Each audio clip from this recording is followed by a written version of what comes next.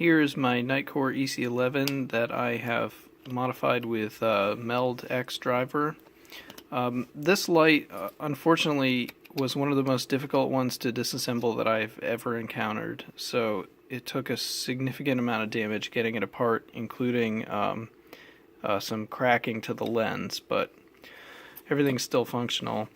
So in the head here, I've got the MELD-X 22mm driver.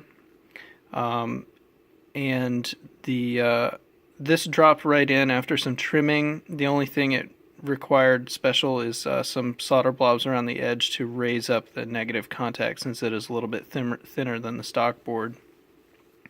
The dual switches use the stock switch board, which was just soldered onto the MELD-X board, and then I had to do a little bit of shimming up at the top end just to keep it mechanically stable.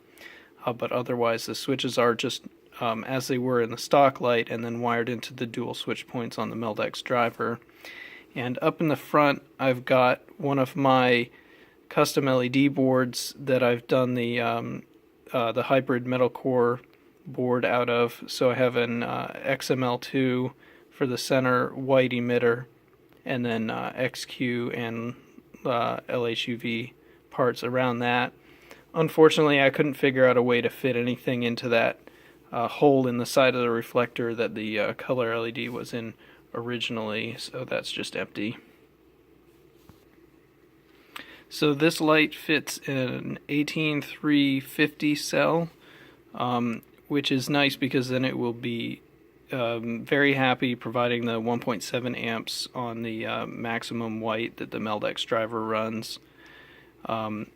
And this light, the great thing about it is it's dual switches. So with the most updated MELD-X firmware, you can turn on a dual switch option in the menu, and then you get to ramp in both directions. And also the shortcuts with dual switches will depend on which button. So either button can be used to enter commands or turn it on and off. But if I ramp, it goes in the direction depending on which switch. And if I do shortcuts to max or min from off or on, that will depend on which switch is pressed.